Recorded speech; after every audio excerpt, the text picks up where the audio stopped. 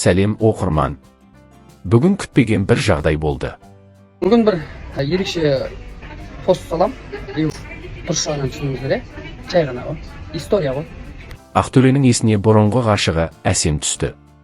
Сол сәтпен бөліскісі келген болар. Instagram парақшасына екеуінің өткен күндерінен сыр шертетін бір видео салыпты. Бірақ ол видеода көрген жұртқа Әсем Ақтөреге опасыздық жасағандай әсер қалдырады екен. Бірақ осы видео жарияланғаннан кейін күтпеген оқиға орын алды. Әсем қазіргі сүйіктісі Әділетпен айырылысып кетіпті. Олардың арасындағы бұл өзгеріс шынымен де сол видеодан кейін болды ма? Әлде бұның бәрі жай сәйкестік пе? Ақтөре бұны жай ғана естелік деп түсіндірді. Ал Әсем көп нәрсе айтуға болар еді.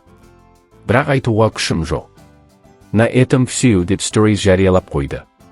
Әділет болса, бұған былай деп қысқа жауап қайырды. Адамның емес, Алланың дегені болады екен. Оқырмандар не дейді? Нұрка атты ортақ танысы. Басқаның өміріне араласпа.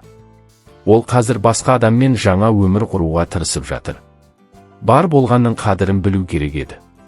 Ақтөре Нұркаға жауап ретінде: басқаларға ақыл айту өте оңай. Ал өз қарым-қатынасына келгенде бәрі қиын деп Омар Хайямның сөзін келтіріпті.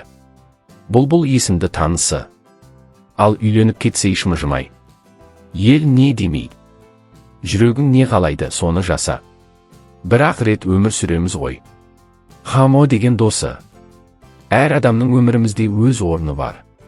Мүмкін бәрі осылай болғаны дұрыс шығар. Басқа пікірлер де екі жақты. Бәлкім Әсем бірінші опасыздық жасаған шығар. Осы видеоны көріп, сондай ой келіп тұр. Бұндай видеоны жариялап не керек, Ақтөре? Қазір оның жігіті бар. Бұлай жасау жігіттікке жатпайды. Егер шынымен алғың келсе, неге 2 жылда алмадың? Әсем сені күтіп отыр деп ойлайсың ба? Бұл төмен әрекет. Бірақ мүмкін ол, Ақтөре үнсіз жүре алмай, ішіндегі ауырсынуды осылай шығарғысы келді. Егер шынымен опасыздық болса, неге үндемей отыруы керек? Айтқаны дұрыс.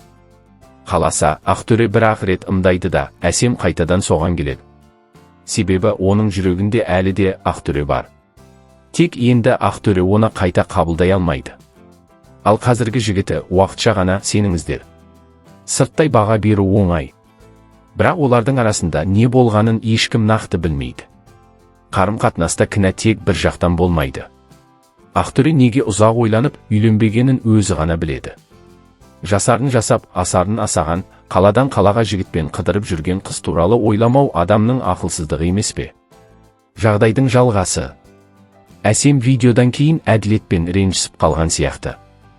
Stories'те бәрі бітті деген жазу қалдырыпты. Бұл махаббат үштігі ме, әлде уақытында бағаламаудың соңы ма, нақтысын тек өздері біледі. Бірақ бір нәрсе анық, кез келген қарым-қатынаста шындық екі жақта да бар. Сырт көз сыншы. Бірақ кімнің рас, кімнің жалған екенін уақыт қана көрсетеді.